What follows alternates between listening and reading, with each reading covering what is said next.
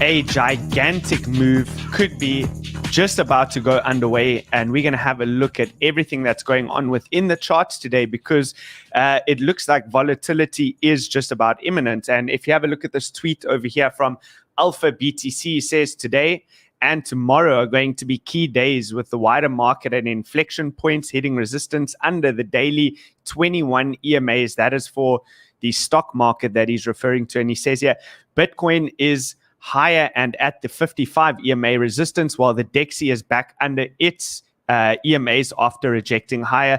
Volatility is coming, so be ready. And you can have a look at these charts over here.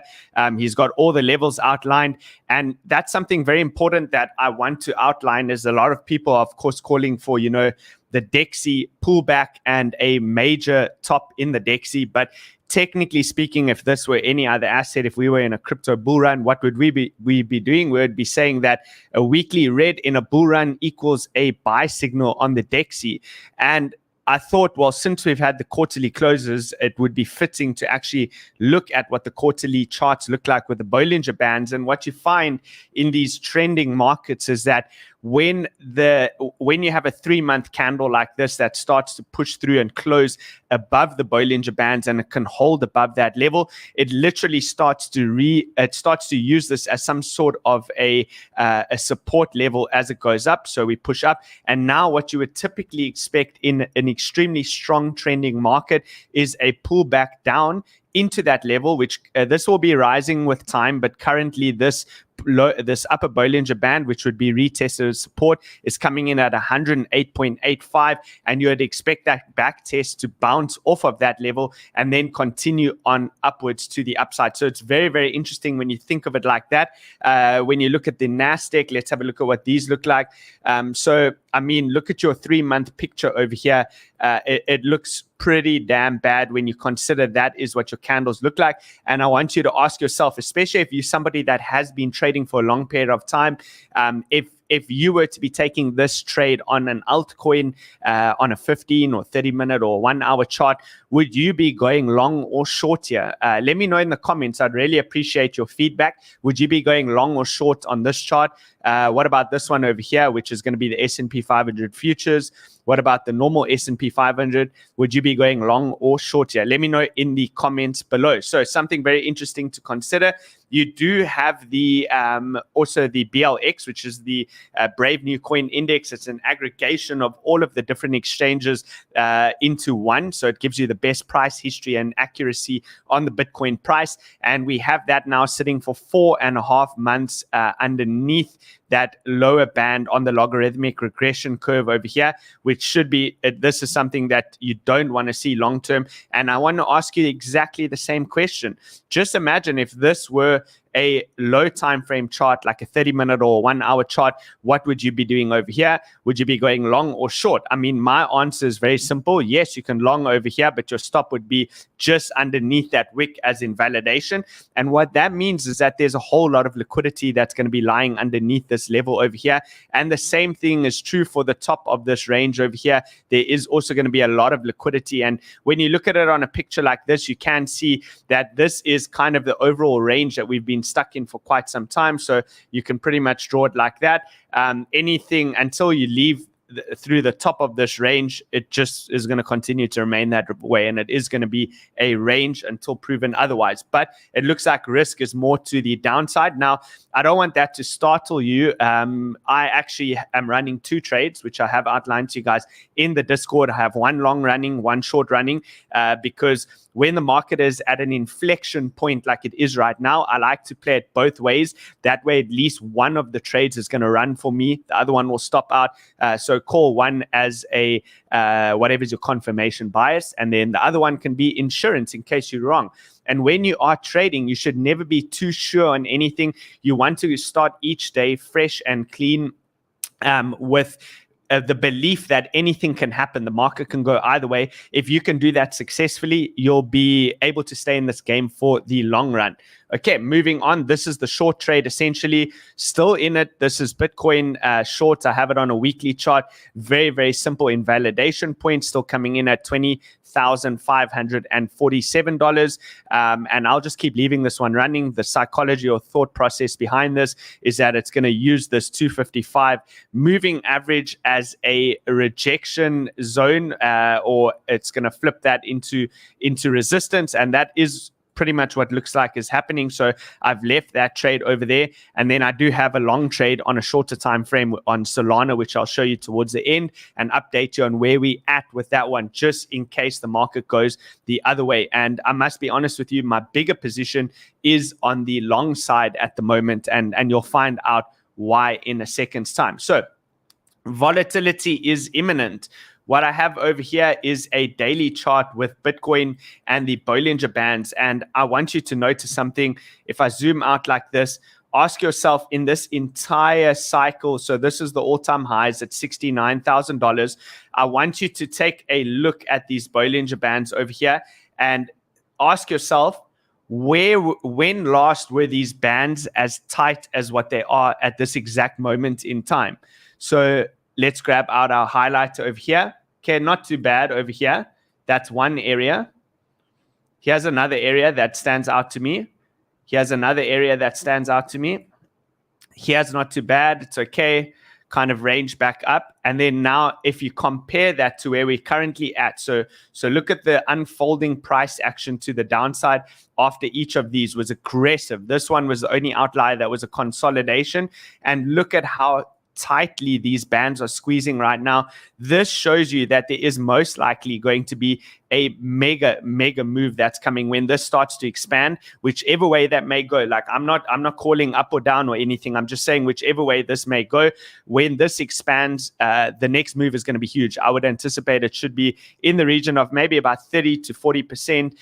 Who knows? Maybe it can even go as far as 50% if it were to go down to that 10 to 12K area. Upside, I would project probably first around that 22.4, and then next you maybe take out the liquidity above 25. But I'm impartial to which direction at the moment. The Bitcoin has not been trading as cleanly as what some of the other markets like the stock market have been lately. So I'm managing my risk in both directions, and I would encourage you to potentially try to do the same thing. So looks like at the moment the bulls have a very, very slight edge, and you can tell by our inverse Bitcoin chart over here because we are breaking down the support line. We do have 16 hours and 52 minutes to go. This can still change very quickly, even in the final hour. If this comes all the way down and then shoots back the other way, this line will be non-existent over here. I see the comments. Kyle likes it both ways. That is not true at all. That is definitely not true. Okay, this ES1 over here, which is the S&P 500 futures. So quickly switching it onto a weekly chart, you did have bullish divergence playing off rejection, or at least a bounce off of the 200 weekly moving average. I told you that most top traders would be going long here. And now the question is, where to next? Well, for that, let's look at the daily chart over here. So again, we're in the broadening wedge pattern over here, which is still a bearish pattern at the moment until probably this main target gets hit. And this is the zone that I'm looking at over here. Still the primary area of interest, because you can see the way that price reacted within this level over here. I was holding it as support. Price bounced up, came through, lost that area, retested support into resistance. So flipped that, held it as resistance, spike through, retest again as support, bounce back up, comes down, support, comes up, major breakthrough through that level. And then I would anticipate the same thing is going to happen here. Now it's going to retest this as resistance, and it's going to most likely reject off of that level. So what does that mean for Bitcoin? Well, if you look at this, I did cover this in yesterday's daily candle newsletter. I wrote something extensive on this. This is going to be about a 2 to 3% potential move, and then I expect that level to start to get rejected. So what that means for Bitcoin, probably about a factor of 2 to 3, meaning that Bitcoin might get about a 6 to 9% move. And this is purely speculation. I don't have back-tested data on that. I'm just saying that Bitcoin tends to move about 2 to 3 times quicker than what the stock market would. And that's kind of what I'm watching. I would expect this to be the main driver. If you want to trade Bitcoin successfully, spend some time looking at the S&P 500 futures chart. It will definitely help you in that regard. Okay, what about the VIX? So VIX, I have a little trend line over here. I don't know if people even trade the VIX if they look at it from a chart perspective, but it did have the falling wedge, broke out, met the measured move of what you should get from a broken falling wedge. So I'm going to treat it like that this trend line will probably react. We're below the risk line.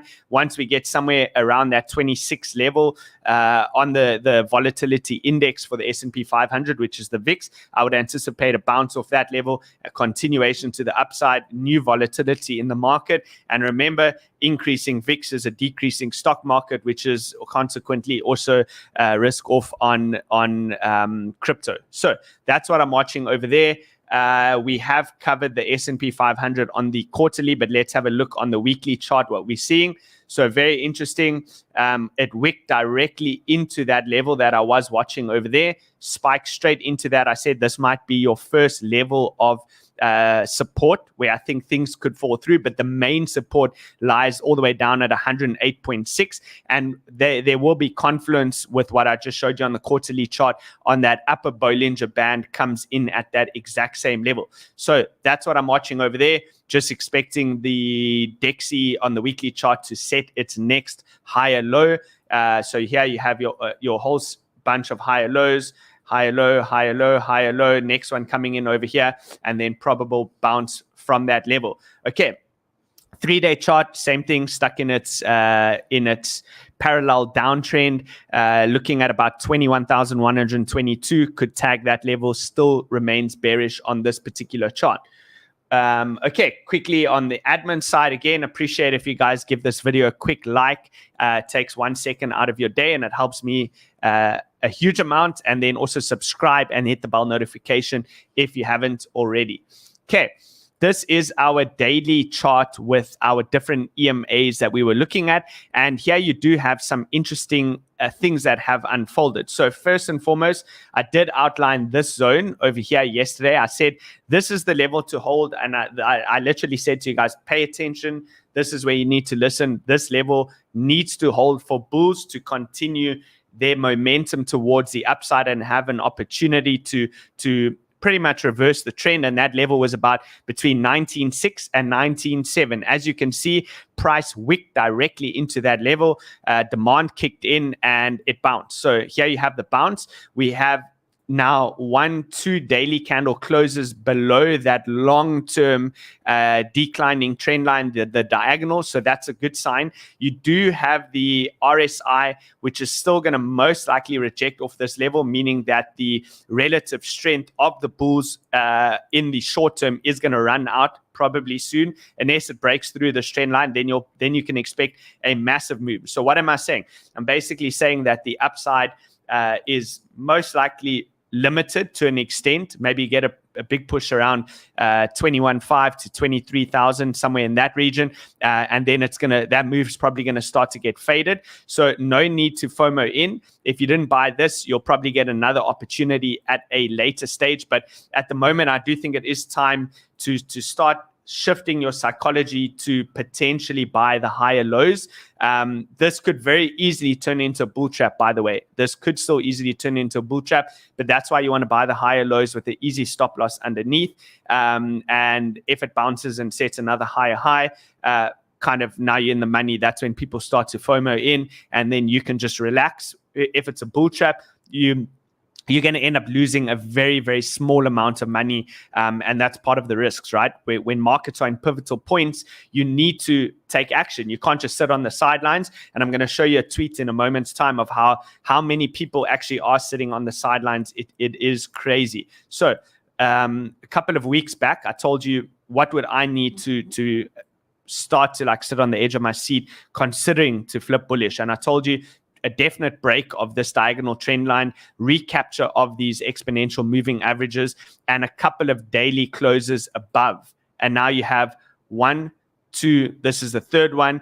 the best case scenario is when you start to see the shorter term moving averages or exponential moving averages holding above the longer term moving averages, all postured in an upward angle. That's your most optimal environment to start to create a new trending move. So we're in a very interesting place in the markets, and you want to keep an eye on these things. So stay glued to Twitter, join the Discord group, because that's when you can stay up to date. And here's a tweet from Game of Trades, and he says, yeah, the number of people sitting on the sidelines is astonishing. Small speculators are now at their lowest stock exposure level since 1990. And if you click on that, you can see, look at those levels. That's literally the lowest that it's ever been, at least according to this speculators combo tool that he's using over here. So another thing that I wanted to point out to you is, if you have a look at this stock market news, Kathy Wood's flagship ARK Invest Innovation ETF ARK currently has 0 stocks that are up on the year. 23 of her holdings are down more than 50% so far in 2022. And here's how every single one of her stocks has performed so far in 2022. And look at this. This is a supposed institutional player that's been absolutely wrecked. And I think the lesson here is that, you need to be careful who you listen to. And it's very important, if you can, create at least one solid trading system and stick to the trend. Anybody that ever thought they were above the trend got punished. And this is a primary example. So one of the top investors, she was in talks with people like Elon Musk, very powerful people in the world. And yet look at what's happened to her ETF. Like this is, in my opinion, this is pretty unacceptable. Nobody should lose this much money. And I just think that you guys need to focus on at least getting 1 or 2 strategies underway that no matter what you stick to. I have one that I use. It mostly works on the 4-hour chart, using EMAs and things like that, and then just establishing an uptrend or downtrend, and that's how I make my ultimate determination. So anyway, moving on, leverage ratios. Leverage ratios. Is this market being driven by spot or leverage? Well, let's see what Will Clemente says. He says roughly 450 million of Bitcoin open interest was open above these prices in yesterday's level, assuming the majority is aggressive longs and are now underwater. So definitely these markets can move with because of leverage traders. They can definitely move the market. Remember, somebody trading with 1 Bitcoin on 10x leverage is trading now with 10 Bitcoin, meaning that 21 million Bitcoin on 10x leverage is like there's 210 million Bitcoin on the market, so a factor of 10.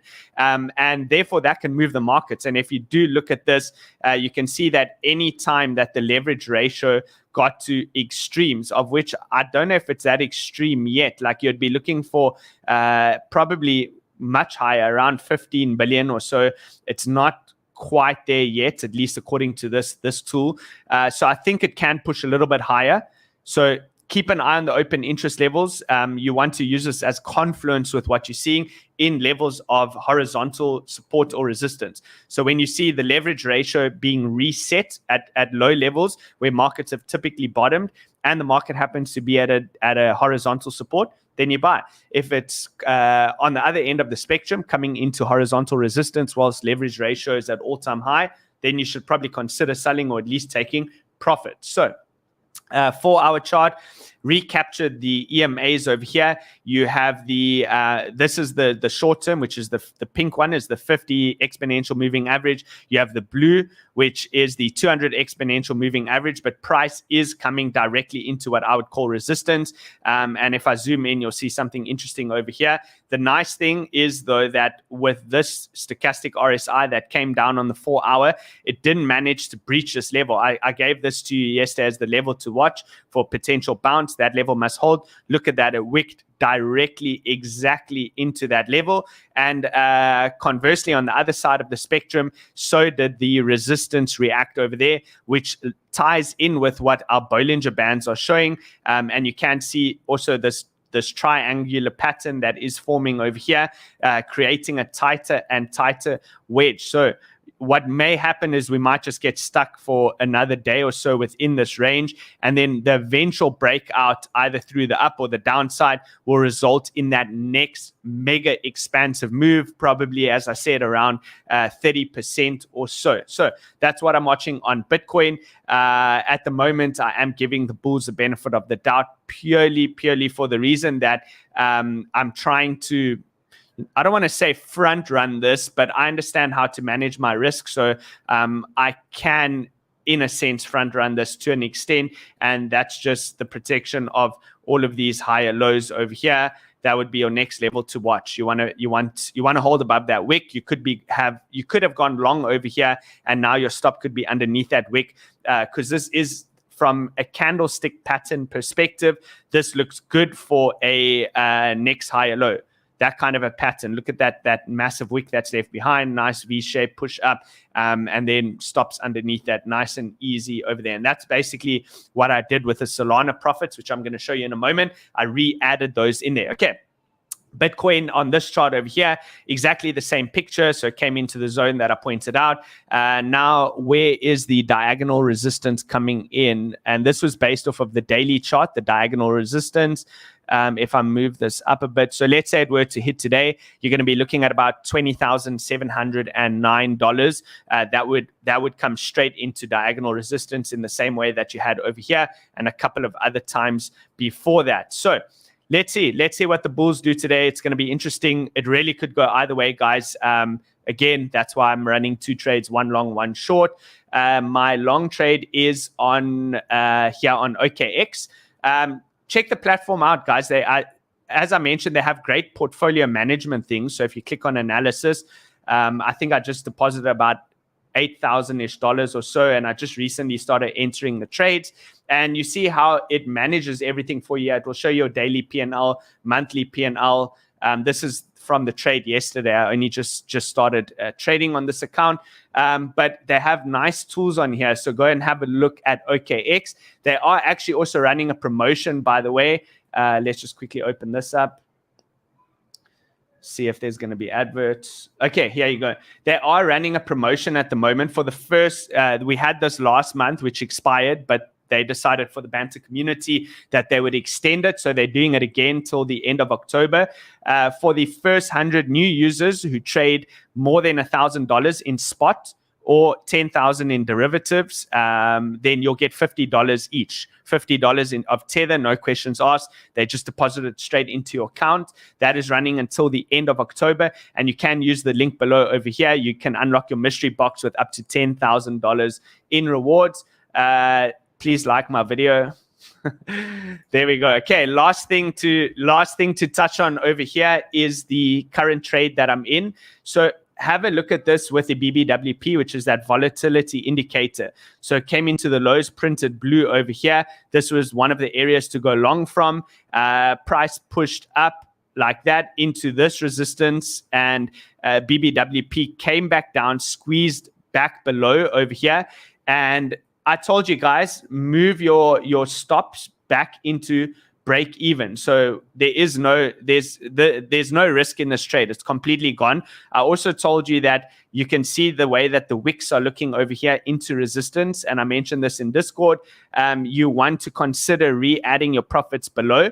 I was looking for lower. I was really hoping it would come all the way down to this line. When this candle printed like that, and Bitcoin did the same thing, which I just showed you on the previous chart with a nice strong wick over there, I re-added on this candle over here. On the immediate open, I got in again at about $33. I think it was in 70 cents was my order.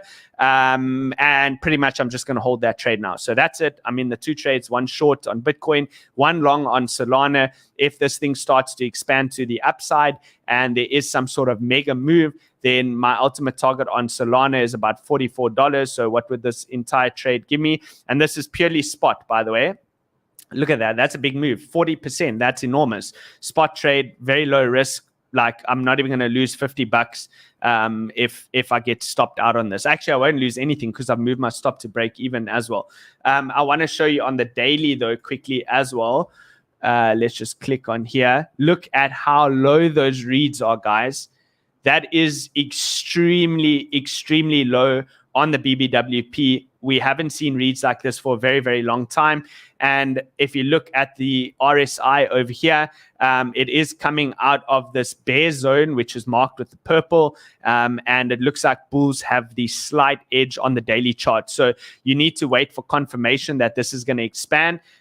Big shout out to Mr. Eric Crown. Mr. Eric Crown uses this quite a lot. And way back when I used to watch his videos when I was also just a retail trader, then I actually learned a lot about this from him. And what he would be telling you is essentially you want this blue line to get back above the white line, which is the EMA, and that would be a confirmed signal. So if you see the blue start to come up like that, and then the white starts to tilt up, which I believe on Bitcoin it's already done, that is your confirmation that the move is beginning to play out and volatility is expanding. There you go. That's a perfect example on Bitcoin. Let's have a look at what Bitcoin's doing with its RSI.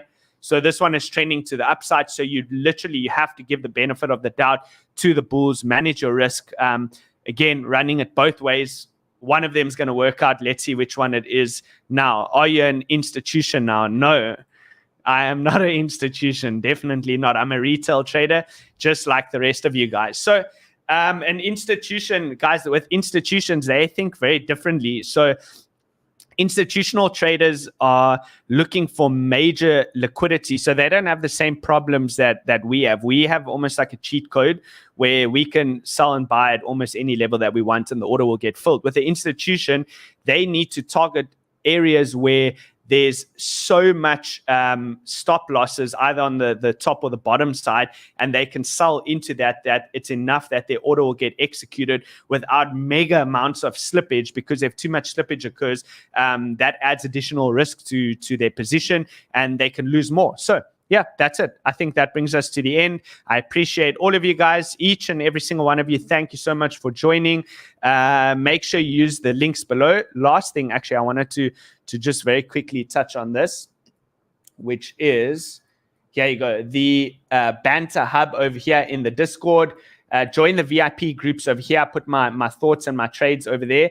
Ever since yesterday when I mentioned the eggplants, now you can see, look at what you guys are doing. Now there's 20, 39, 31. Anything that I put in here is now just eggplants, and I'm not sure what that's about. I'm definitely more of a carnivore than a vegan, so maybe drop something else in there, maybe a piece of meat. Okay guys, that brings us to the end. Thanks all for watching. I will see you all on tomorrow's video. Cheers for now.